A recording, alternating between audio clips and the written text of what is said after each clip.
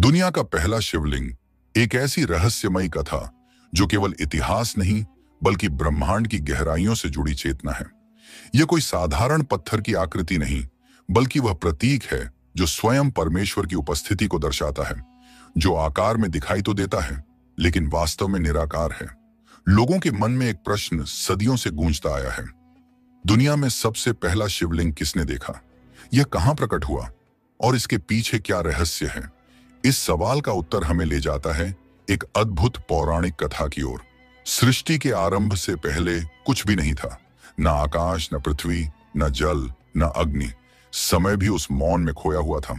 बस एक रहस्यमयी चेतना थी जिसे न कोई देख सकता था और न समझ सकता था। वही था परब्रह्म, वही था महाशून्य, वही था शिव। हिंदू धर्म ग्रंथ बताते हैं शिव कोई देवता मात्र नहीं बल्कि स्वयं ब्रह्मांड की चेतना है और इस चेतना का पहला दृश्य रूप है शिवलिंग। लेकिन सवाल वही, पहला शिवलिंग कब और कैसे प्रकट हुआ। इस प्रश्न का उत्तर हमें उस कथा में मिलता है जहां ब्रह्मा और विष्णु के बीच श्रेष्ठता को लेकर एक विवाद शुरू होता है और शिव की महिमा में समाप्त होता है। जब ब्रह्मा ने सृष्टि की रचना की तो उन्हें यह भ्रम हो गया कि वही सर्वश्रेष्ठ हैं। वहीं विष्णु जो संसार के पालन करता थे स्वयं को ब्रह्मा से भी बड़ा मानते थे। विवाद इतना बढ़ गया कि उन्होंने यह तय किया, जो यह सिद्ध कर दे कि वह सबसे महान है वही सर्वोच्च कहलाएगा। उसी समय एक चमत्कारिक दृश्य घटित हुआ। आकाश चीरता हुआ, दिशाएं थरथराती हुई, एक विशाल अग्नि स्तंभ प्रकट हुआ। वह स्तंभ ऊपर और नीचे दोनों ओर अनंत था। न उसका कोई प्रारंभ था न कोई अंत। ब्रह्मा और विष्णु स्तब्ध रह गए। यह कोई सामान्य प्रकाश नहीं था, यह एक दिव्य निराकार ज्योति स्वरूप था जिसे शब्दों में बांधा नहीं जा सकता। ब्रह्मा बोले, मैं इस स्तंभ के शीर्ष तक पहुंचूंगा, और हंस पर सवार होकर वे ऊपर की ओर चल पड़े। विष्णु ने कहा, मैं इसकी जड़ तक जाऊंगा, और वे वराह रूप में नीचे उतरने लगे। हजारों वर्षों तक दोनों यात्रा करते रहे, ब्रह्मा ऊपर विष्णु नीचे, पर किसी को भी अंत नहीं मिला। विष्णु ने अपनी हार स्वीकार की और लौट आए, लेकिन ब्रह्मा ने छल का सहारा लिया। उसे मार्ग में एक केतकी का फूल मिला। ब्रह्मा ने उससे कहा, क्या तुम मेरी झूठी बात का साक्षी बनोगे? फूल ने हाँ कह दिया। ब्रह्मा लौटकर बोले, मैं इस स्तंभ के शीर्ष तक पहुंचा हूं और यह केतकी पुष्प उसका साक्षी है। तभी उस अग्नि स्तंभ से एक तेज गर्जना हुई और उसमें से स्वयं भगवान शिव प्रकट हुए। शिव ने ब्रह्मा की ओर देखा और कहा, तुमने असत्य कहा है, इसीलिए तुम्हारी पूजा इस सृष्टि में कभी नहीं होगी। उसी क्षण से ब्रह्मा की पूजा निषिद्ध हो गई।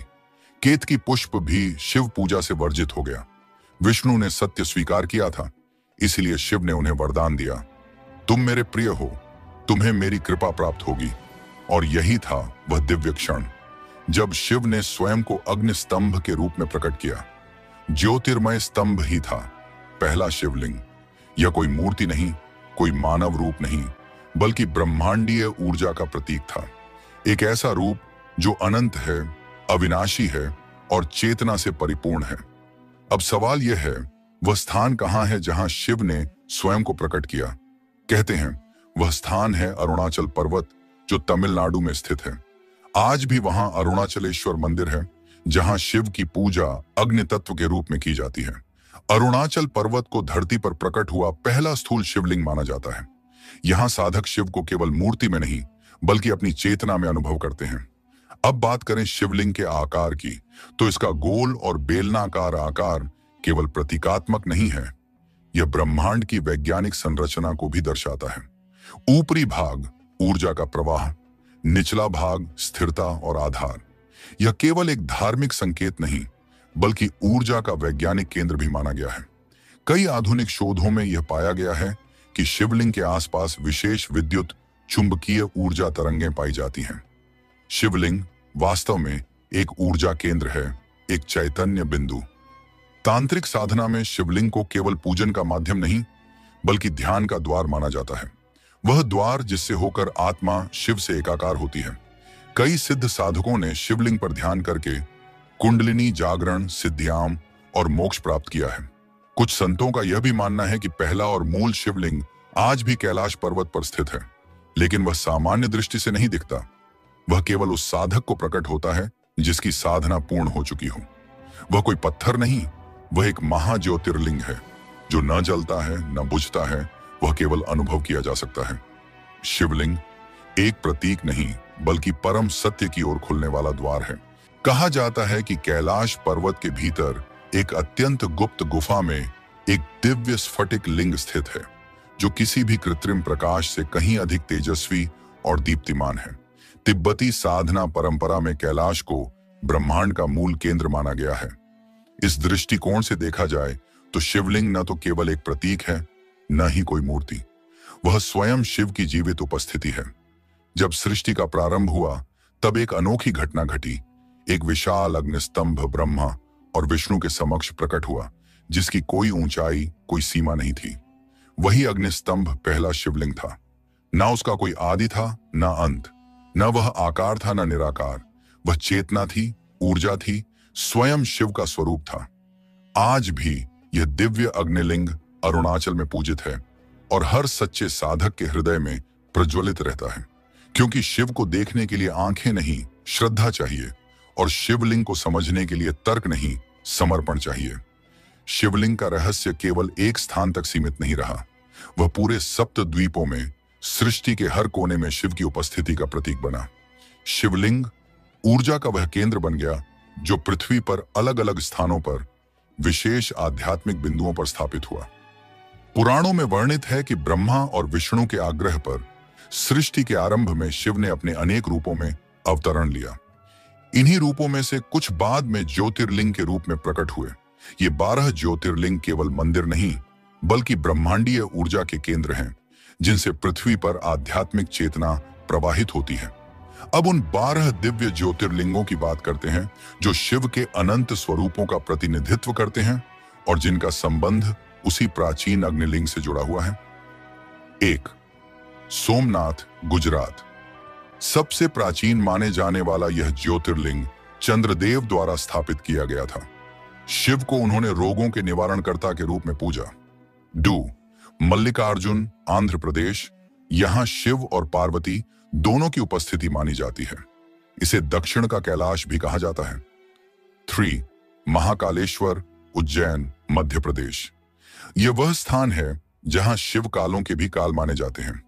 यह लिंग समय के बंधनों, भूत, भविष्य और वर्तमान से परे है। 4. ओंकारेश्वर, मध्य प्रदेश।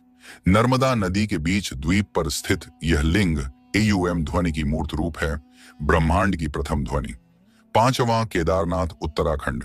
यह ज्योतिर्लिंग शिव के तांडव और ध्यान मग्न स्वरूप का प्रतीक है। हिमालय की गोद में स्थित यह स्थान आज भी रहस्यमयी शक्तियों से घिरा है। 6. भीमाशंकर, महाराष्ट्र। यहां शिव ने त्रिपुरासुर का संहार किया था। यह स्थान ऊर्जा और शिव के प्रचंड रूप का संगम है। 7. काशी विश्वनाथ, वाराणसी।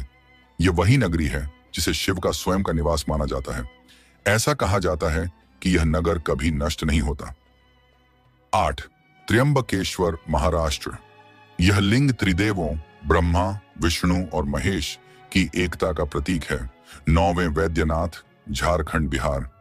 यहां शिव ने रावण को वर देने हेतु अपना लिंग स्थापित करवाया। इसे आरोग्य देने वाले शिव के रूप में पूजा जाता है। 10वें नागेश्वर, गुजरात।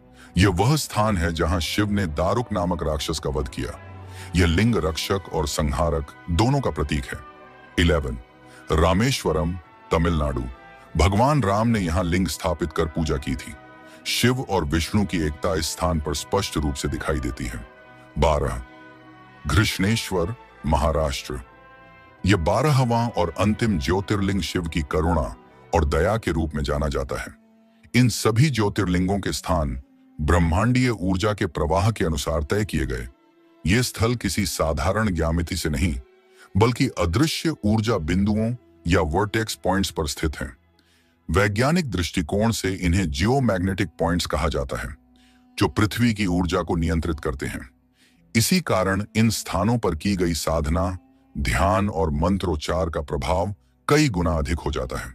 शिवलिंग केवल एक पूजन योग्य प्रतीक नहीं बल्कि एक जीवित ऊर्जा केंद्र है। इन स्थानों से जुड़ी घटनाएं इसे और अधिक रहस्यमय बनाती हैं। सोमनाथ पर 17 बार आक्रमण हुआ। हर बार मंदिर टूटा पर शिवलिंग पुनः प्रकट होता गया। काशी विश्वनाथ के मंदिर तोड़े गए, पर शिवलिंग फिर भी धरती से निकल आया। केदारनाथ आपदा में पूरा गांव बह गया, पर शिवलिंग ज्यों का त्यों रहा। रामेश्वरम में समुद्र की लहरें लगातार आती हैं, पर शिवलिंग सदियों से अडिग खड़ा है। ये घटनाएं सिद्ध करती हैं कि शिवलिंग कोई पत्थर की आकृति नहीं, बल्कि एक चेतन शक्ति है जिसे मिटाया नहीं जा सकता। आज भी इन ज्योतिर्लिंगों के चारों ओर तांत्रिक साधनाएं होती हैं। यह केवल पूजा, मंत्र या यज्ञ तक सीमित नहीं है। ये साधनाएं शिवलिंग को एक ऊर्जा द्वार मानकर ब्रह्मांडीय चेतना में प्रवेश का माध्यम बनाती हैं। तांत्रिक साधक मानते हैं कि शिवलिंग के माध्यम से ब्रह्मांड की ऊर्जा से सीधा संवाद संभव है। इसलिए जल, बेलपत्र, भस्म आदि अर्पित करना केवल धार्मिक परंपरा नहीं, बल्कि एक वैज्ञानिक प्रक्रिया है जिससे ऊर्जा संतुलन साधा जाता है। शिव पुराण, लिंग पुराण और स्कंद पुराण जैसे ग्रंथों में शिवलिंगों की महिमा और रहस्यों का विस्तार से वर्णन मिलता है। शिवलिंग एक ऐसा रहस्य जो केवल धर्म या पूजा तक सीमित नहीं, बल्कि ब्रह्मांड की चेतना से जुड़ा है। लिंग शब्द का गहरा अर्थ है वह जिसमें सब कुछ लय हो जाए, यानी अंततः सारा अस्तित्व जहां विलीन हो जाए, वही है शिवलिंग। ये बात जानकर आप चौंक जाएंगे कि शिवलिंग केवल भारत तक सीमित नहीं है। कंबोडिया के प्रसिद्ध अंगकोर वाट मंदिर में भी विशाल शिवलिंग की स्थापना की गई है। इंडोनेशिया, नेपाल, थाईलैंड, श्रीलंका, ये सभी देशों में प्राचीन शिव मंदिरों के प्रमाण मिलते हैं। कई शोधकर्ता और विद्वान मानते हैं कि शिव की उपासना एक समय पूरे एशिया में फैली हुई थी। इससे यह सिद्ध होता है कि शिवलिंग केवल धार्मिक प्रतीक नहीं, बल्कि एक वैश्विक चेतना का प्रतीक रहा है। प्राचीन काल से शिवलिंग को श्रद्धा, आस्था और ध्यान का केंद्र माना गया है, लेकिन आधुनिक विज्ञान भी अब इसके प्रभाव और ऊर्जा रहस्य की ओर आकर्षित हो चुका है। वैज्ञानिकों ने शिवलिंग की बनावट, उसकी ऊर्जा और इसके माध्यम से उत्पन्न होने वाले कंपन का गहराई से अध्ययन किया है। शिवलिंग की जो बेलनाकार संरचना है, वह विशेष रूप से चुंबकीय ऊर्जा को आकर्षित करती है। जब उसकी सतह पर जल, दूध या कोई तरल अर्पित किया जाता है, तो वह ऊर्जा कंपन उत्पन्न करता है जो मानसिक संतुलन, ध्यान और शांति को गहरा कर देता है। अगर आप ध्यान से देखें तो शिवलिंग की बनावट एक ब्रह्मांडीय मॉडल जैसी लगती है। उसका ऊपरी गोल भाग जैसे ब्रह्मांड का सिरा, उसका बेलनाकार हिस्सा ध्रुव और नीचे की गोल वेदी जैसे ब्रह्मांड की नींव। ये पूरी संरचना उस ब्लैक होल की याद दिलाती है जहां सारा अस्तित्व एक बिंदु में सिमट जाता है। खगोलविद भी मानते हैं कि ब्रह्मांड की उत्पत्ति एक सिंगुलैरिटी से हुई, एक ऐसा बिंदु जिसमें समय, स्थान और ऊर्जा एक साथ समाहित थे। यही अवधारणा शिवलिंग में भी देखी जा सकती है, जहां से सब कुछ उत्पन्न होता है और जहां सब कुछ विलीन हो जाता है। शिवलिंग केवल एक पत्थर नहीं, वह एक ऊर्जात्मक संरचना है जिसमें ब्रह्मांड के विस्तार और संकुचन का गूढ़ रहस्य छिपा है। भारत के कई प्राचीन मंदिरों में शिवलिंग के ऊपर कलश और ऊर्जा संरचना इसी सिद्धांत को बल देते हैं। ये मंदिर केवल पूजा स्थलों के रूप में नहीं, बल्कि ध्यान और समाधि के केंद्र भी रहे हैं।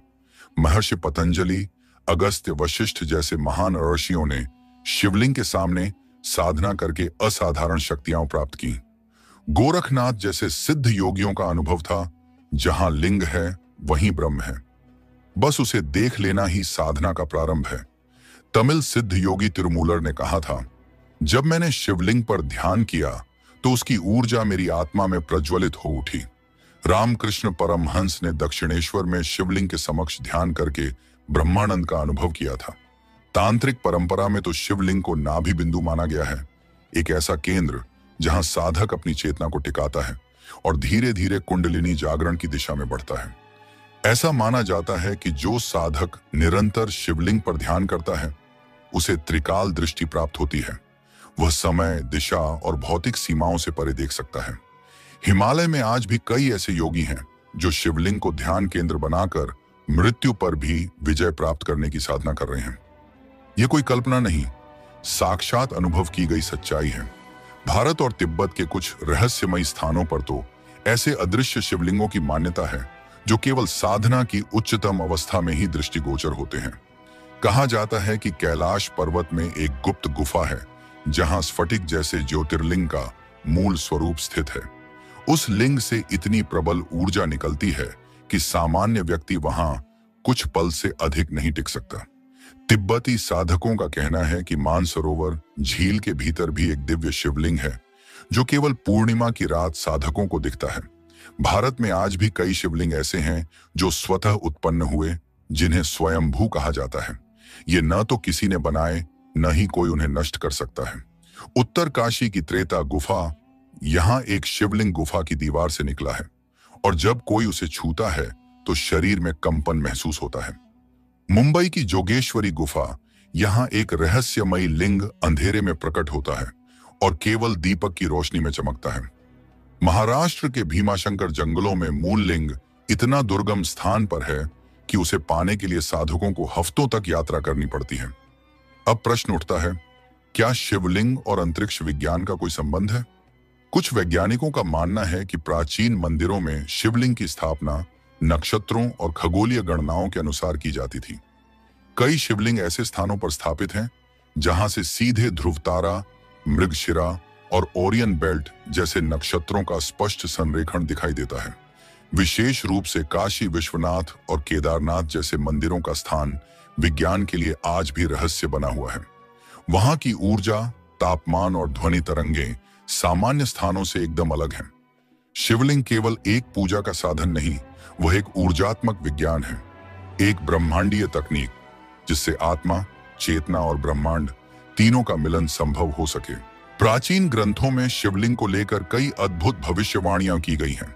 शिव पुराण और लिंग पुराण में उल्लेख मिलता है कि एक ऐसा युग आएगा जब शिवलिंग भौतिक रूप से अदृश्य हो जाएगा। उस समय केवल वे ही लोग उसे अनुभव कर पाएंगे जो सच्चे हृदय से साधना करेंगे। तब न मंदिर होंगे, न मूर्तियां, केवल अनुभव ही शिव का स्वरूप होगा। ये भविष्यवाणी इस ओर इशारा करती है कि आने वाले समय में शिवलिंग की उपासना बाहरी स्वरूप से हटकर भीतर की चेतना में विलीन हो जाएगी। आज हम जिस आध्यात्मिक दिशा में बढ़ रहे हैं वह भी इसी संकेत को गहराई से पुष्ट करता है। यदि हम संपूर्ण निष्कर्ष की ओर देखें तो शिवलिंग न तो केवल कोई मूर्ति है, न ही मात्र एक प्रतीक। वह एक ऊर्जा केंद्र है, वह चेतना का केंद्र बिंदु है, वह ध्यान का माध्यम है और परम अवस्था का मार्ग भी। आधुनिक विज्ञान ने भी स्वीकार किया है कि शिवलिंग जैसी संरचनाएं ऊर्जा को संचित और प्रसारित करने में सक्षम होती हैं। वहीं साधकों ने इसे परम ब्रह्म से मिलने का मार्ग कहा है। ब्रह्मांडीय दृष्टिकोण से यह अग्नि का वह स्तंभ है जो समय, दिशा और तत्वों से परे है, शाश्वत है। जब हम कहते हैं दुनिया का पहला शिवलिंग, तो वह केवल किसी समय की शुरुआत का प्रश्न नहीं है, बल्कि वह चेतना के प्रथम प्रकाश का प्रतीक है। पौराणिक दृष्टिकोण से वह अग्नि स्तंभ जो ब्रह्मा और विष्णु के सामने प्रकट हुआ था, वही इस सृष्टि का पहला और आदि लिंग था।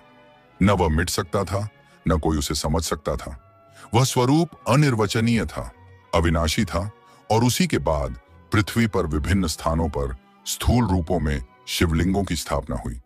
कभी अरुणाचल में, कभी कैलाश पर्वत के रहस्यमयी भीतर, और फिर 12 ज्योतिर्लिंगों के रूप में वह शिव स्वयं अनेक रूपों में प्रकट हुए। इसलिए पहला शिवलिंग कोई ठोस वस्तु नहीं था, बल्कि वह ब्रह्म स्वरूप ऊर्जा का पहला तेजस्वी स्वरूप था, जिसे केवल ब्रह्मा, विष्णु और शिव ने ही अनुभव किया। आज भी बहुत से साधक ध्यान में उसी अग्नि स्तंभ का दर्शन करते हैं। वह स्थूल नहीं होता, वह प्रकाश होता है, चेतना का स्फुलिंग जो सहस्त्रार चक्र से फूटता है और साधक की आत्मा को ब्रह्म से जोड़ता है। साधक कहते हैं कि जब ध्यान गहराता है तो ललाट के भीतर एक दीपक सी ज्योति दिखाई देती है। वह कोई साधारण प्रकाश नहीं होता, वह लिंग होता है, शिवलिंग। वही चेतना का बीज है, वही ब्रह्म का संकेत है। इस प्रकार पहला शिवलिंग ना खोया है, ना मिटा है। वह हर किसी के भीतर आज भी विद्यमान है, उस चेतना के रूप में जो मौन, गहन और जागरूक है। इतिहास में कई बार ऐसे चमत्कारी शिवलिंग प्रकट हुए जिन्हें न किसी ने गढ़ा, न कोई उन्हें स्थापित कर सका। अमरनाथ गुफा, कश्मीर, यहाँ हर वर्ष बर्फ से स्वयं एक शिवलिंग का निर्माण होता है। वह पूर्णिमा से अमावस्या तक धीरे धीरे आकार बदलता है। विज्ञान आज तक इस रहस्य को सुलझा नहीं पाया।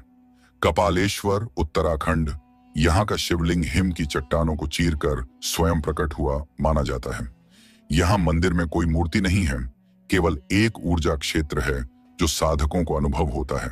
भूगर्भ से निकले लिंग भारत के कई ग्रामीण क्षेत्रों में खेत जोतते समय या नदियों के किनारे ऐसे शिवलिंग बाहर आते हैं जिन्हें हटाने का प्रयास करने पर आपदाएं आती हैं।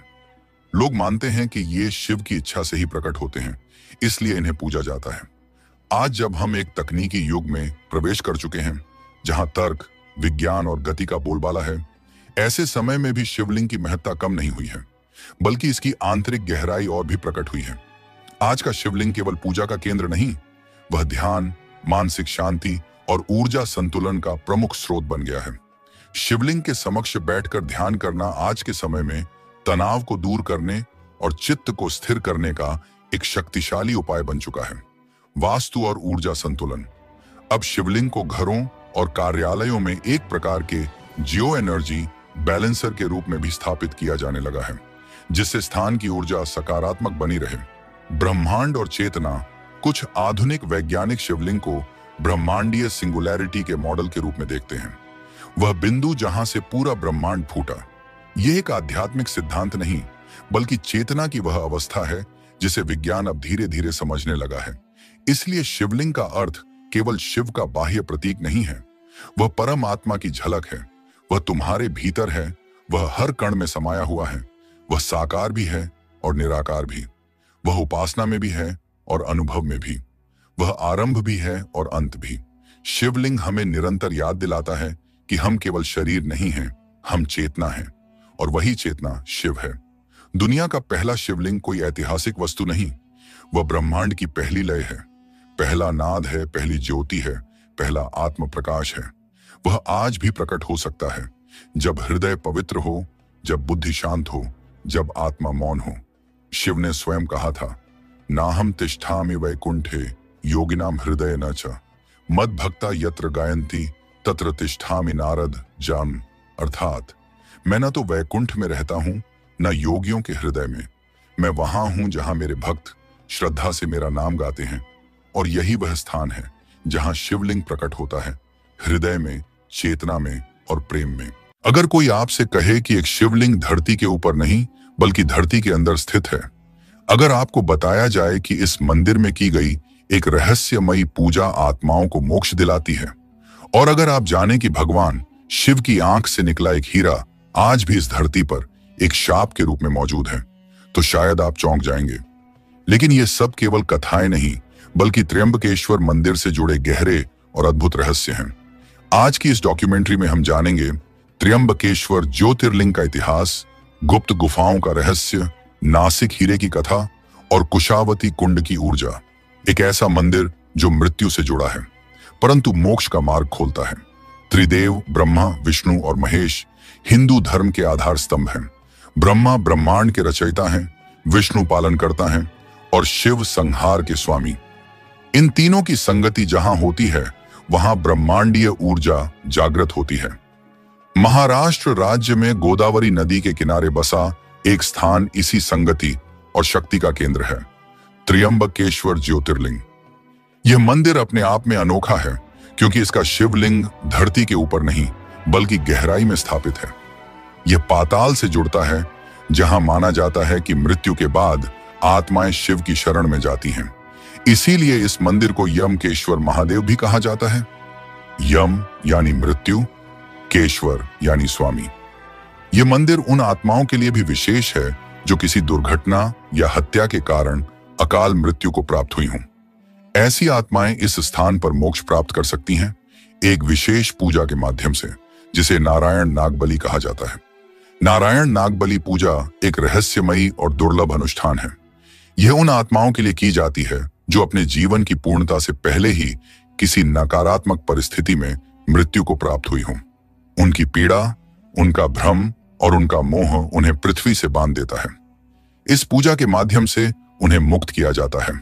यह पूजा त्र्यंबकेश्वर में विशेष ब्राह्मणों द्वारा विधिवत की जाती है। इस प्रक्रिया में विशेष मंत्र, यज्ञ और विधियां होती हैं जो केवल यहां संभव हैं।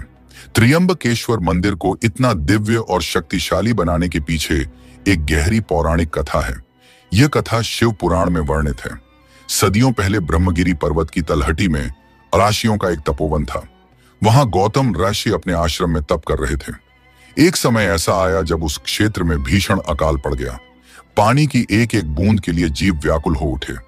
गौतम महर्षि ने इस त्रासदी को देखकर वरुण देव की घोर तपस्या की, जो जल के देवता हैं। वरुण देव उनकी तपस्या से प्रसन्न हुए और उन्हें एक ऐसा जल कुंड प्रदान किया जिसका जल कभी समाप्त नहीं होता था। यह चमत्कारिक जल कुंड देखने पर अन्य ऋषियों के मन में ईर्ष्या पैदा हो गई। उन्होंने भगवान गणेश से आग्रह किया कि वे गौतम यर्षि को वहां से हटाएं।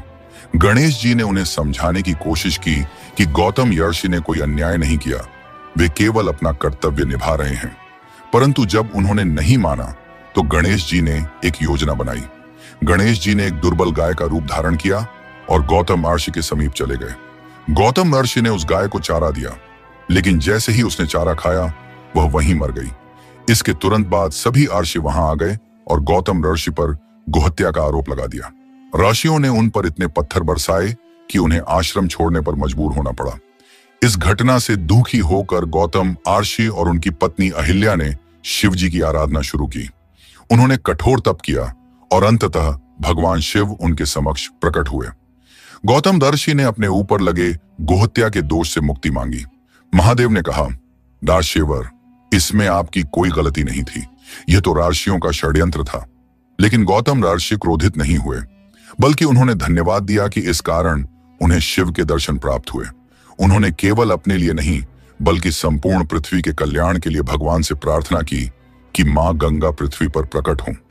भगवान शिव ने यह प्रार्थना स्वीकार की। उन्होंने अपनी जटाओं से देवी गंगा को पृथ्वी पर प्रवाहित किया। गंगा ने गौतम ऋषि को पाप मुक्त किया, लेकिन कहा, मैं वहीं रह सकती हूं जहां शिव निवास करते हैं।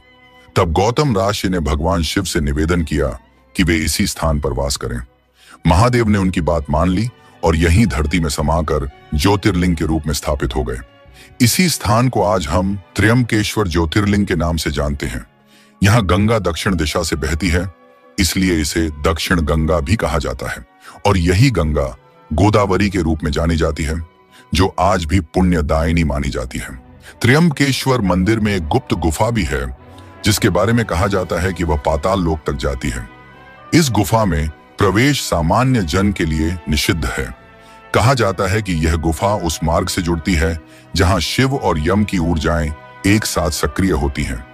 यह गुफा एक अनंत शक्ति केंद्र है, जहां केवल विशेष साधक ही ध्यानस्थ हो सकते हैं। अब बात करते हैं उस रहस्य की जो त्र्यंबकेश्वर को और भी चमत्कारी बनाता है। भगवान शिव की तीसरी आंख से निकले हीरे की कथा। माना जाता है कि शिव की आंख से एक दिव्य प्रकाश निकला, जो एक हीरे के रूप में बदल गया। यह हीरा इतना तेजस्वी और शक्तिशाली था कि जिसने भी इसे अपने पास रखने की कोशिश की, उसका नाश हो गया। इसलिए इसे शापित नासिक हीरा कहा गया। आज भी यह हीरा अदृश्य रूप से त्र्यंबकेश्वर मंदिर की ऊर्जा में समाया हुआ माना जाता है। मंदिर परिसर में एक विशेष कुंड है, कुशावती कुंड। यह वही स्थान है जहां गौतम ऋषि ने देवी गंगा को प्रकट होते देखा था। कुशावती कुंड का जल अत्यंत पवित्र माना जाता है। बूंद आत्मा के पापों को धो सकती है और इसलिए लाखों श्रद्धालु हर वर्ष यहां स्नान करने आते हैं। त्र्यंबकेश्वर ज्योतिर्लिंग केवल एक धार्मिक स्थल नहीं, यह आत्मा की मुक्ति का केंद्र है। यह एक ऐसी रहस्यमयी भूमि है जहां मृत्यु, जीवन, पाप, पुण्य, ब्रह्मा और ब्रह्म सभी एक साथ उपस्थित हैं। यहाँ की हवा में तपस्या की शक्ति है, शांति की ऊर्जा है और शिव का आशीर्वाद है। जब आप त्र्यंबकेश्वर के प्रांगण में प्रवेश करते हैं तो आप केवल मंदिर नहीं देखते, आप समय से परे एक ऐसी दुनिया में कदम रखते हैं जहां केवल आत्मा की आवाज सुनाई देती है। त्र्यंबकेश्वर मंदिर की यात्रा केवल दर्शन की यात्रा नहीं, यह आत्मा के शुद्धिकरण की यात्रा है। यह अपने भीतर के शिव से मिलने की यात्रा है। हर वर्ष यहाँ लाखों श्रद्धालु दर्शन के लिए आते हैं। लोग अपने जीवन के पापों से मुक्ति पाने की आशा लेकर इस पावन धाम का रुख करते हैं। 12 ज्योतिर्लिंगों में से एक होने के कारण यह मंदिर हिंदू धर्म में एक अत्यंत महत्वपूर्ण तीर्थ स्थल माना जाता है। लेकिन इस मंदिर की जो बात इसे सबसे खास बनाती है, वह है यहाँ स्थित अद्भुत शिवलिंग। त्र्यंबकेश्वर मंदिर का यह शिवलिंग संसार में अकेला ऐसा शिवलिंग है जो भूमि की सतह पर नहीं बल्कि धरती के भीतर एक छोटी सी गुफा में स्थापित है। मंदिर के गर्भगृह के मध्य में एक गहरा स्थान है जहां 3 सूक्ष्म शिवलिंग विराजमान हैं। ये तीनों लिंग त्रिदेव ब्रह्मा, विष्णु और महेश के प्रतीक माने जाते हैं। इसी कारण इस शिवलिंग का नाम त्र्यंबकेश्वर रखा गया है, जिसका अर्थ है तीनों देवताओं का समन्वय। इस शिवलिंग की पूजा केवल भगवान शिव की नहीं, बल्कि त्रिदेवों की सामूहिक पूजा मानी जाती है। ऐसी मान्यता है कि जो भी श्रद्धालु सच्चे मन से यहाँ दर्शन करता है, वह त्रिदेवों की कृपा से संसार के बंधनों से मुक्त होकर मोक्ष प्राप्त कर लेता है। मान्यता है कि जब मां गंगा इस स्थान पर प्रकट हुई थी, तब उनका प्रवाह इतना प्रचंड था कि कोई भी उनके समीप नहीं जा सकता था। तब महर्षि गौतम ने गंगा की धारा को शांत करने के लिए नदी के किनारे एक पुल का निर्माण कराया। उसी स्थान पर कुशा नामक घास लगाई गई, जिससे यह कुंड कुशावती कुंड के नाम से प्रसिद्ध हुआ। यह कुंड दक्षिण गंगा अर्थात गोदावरी का प्रतीक माना जाता है। कहते हैं जो व्यक्ति इस कुंड में एक बार स्नान कर लेता है, उसके समस्त पाप धुल जाते हैं। अपनी पवित्रता और आध्यात्मिक महत्व के चलते यह मंदिर अनेकों बार आक्रमणों का शिकार भी बना। मुगल काल में जब कई हिंदू तीर्थ स्थलों को नष्ट किया जा रहा था, तब त्र्यंबकेश्वर मंदिर भी उसकी चपेट में आया। इतिहासकार जदुनाथ सरकार अपनी प्रसिद्ध पुस्तक औरंगजेब का इतिहास में उल्लेख करते हैं कि वर्ष 1690 में औरंगजेब की सेना ने इस मंदिर पर हमला कर उसे ध्वस्त कर दिया था। मंदिर को नुकसान पहुंचाया गया और उसकी जगह एक मस्जिद का गुंबद खड़ा कर दिया गया। औरंगजेब ने नासिक का नाम भी बदल दिया था, लेकिन समय बदला, मुगल साम्राज्य कमजोर पड़ा और मराठों ने उस क्षेत्र को वापस अपने नियंत्रण में ले लिया। उसके बाद त्र्यंबकेश्वर मंदिर का जीर्णोद्धार करवाया गया। इसका पुनर्निर्माण पेशवा श्रीमंत साहिब बालाजी बाजीराव ने करवाया था।